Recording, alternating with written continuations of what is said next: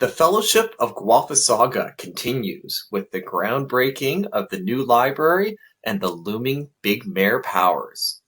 Even James of the Gordons returned to the Shire from his retirement in British Columbia for celebrating the new $62 million library. Meanwhile, the housing cost crisis spread across the Shire with the eviction of the Hanlon Bridge campers and more appeals to the lords of the Ontario Land Tribunal. After going quiet for several days, the mayor finally wrote a lengthy tweet about his new big mayor powers looming on the horizon. Can the Elder Elves find solutions to the housing cost crisis, and will the mayor use his new veto powers? The Council of Elders and longtime supporters of the new library gathered at a paved-over cemetery downtown to celebrate the groundbreaking event. After years of consultation and red tape, the construction of the $62 million library had finally begun. Carly of Classen and the Elder Elves arrived with their hair down as they enjoyed the summer breeze billowing through their dresses and open-toed sandals. They would have gone barefoot, like true locals, but going barefoot on a construction site is a safety issue, and they would have likely stubbed their toes. If Bruce the Bold wasn't taking care of Rodrigo of Gawler in the Lost Forest, he would have been there to show the Elder Elves how to shovel barefoot without stubbing their toes. Whereas Aidan of Caton was sweating buckets in the summer breeze. She missed the memo and instead thought it was Halloween in June, so she showed up dressed like a giant fruit in a full orange suit. But the mayor wasn't sweating at all, since he was pumped up in full Yimby mode with his new big mayor powers. Other longtime supporters of the new library, such as James of the Gordons, returned to the Shire to celebrate with songs and dance. James arrived downtown just in time for the art show this weekend as he paddled down the Speed River on his boathouse from BC. He finally completed his cross-country musical tour with his popular anti-convoy song called Convoy Crybabies.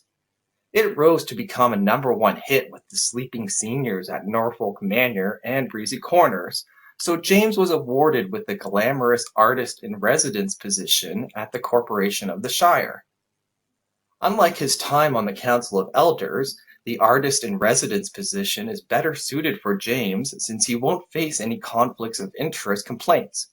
Previously, he was conflicted every Tuesday afternoon between playing his guitar and working for the people.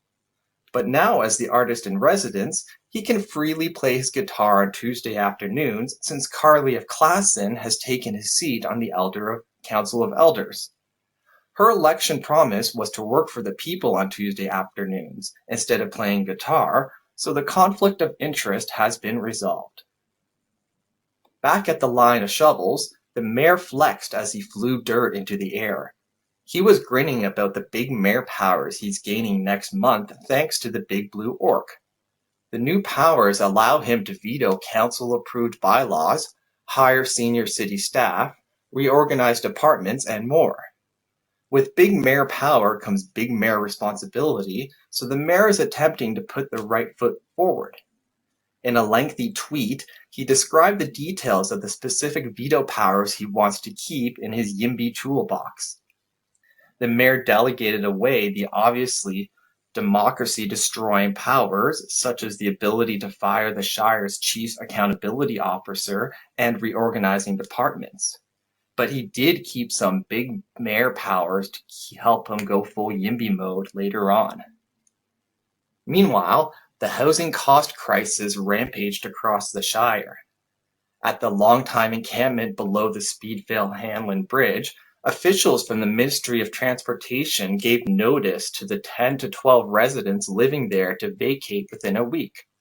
The property developer orcs at Terracotta Group offered to help with a public meeting on June 29th to talk about building more residential units at 115 Watson Parkway North.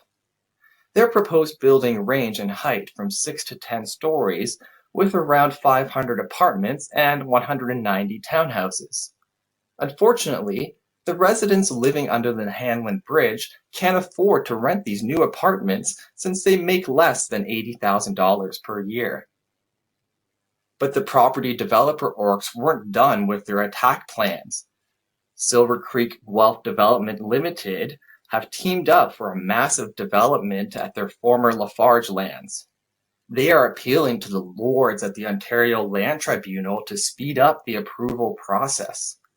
They are appealing to enforce bylaws and official plan amendments that would allow for the creation of a 370-unit apartment building along with 170 townhouses and 200 apartments.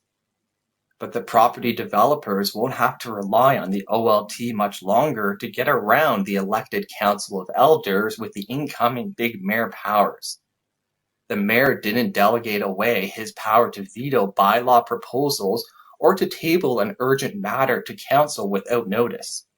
His fat cat friends are pushing the mayor to use his strong powers to instantly approve their Tower of Sauron proposals by vetoing bylaw changes.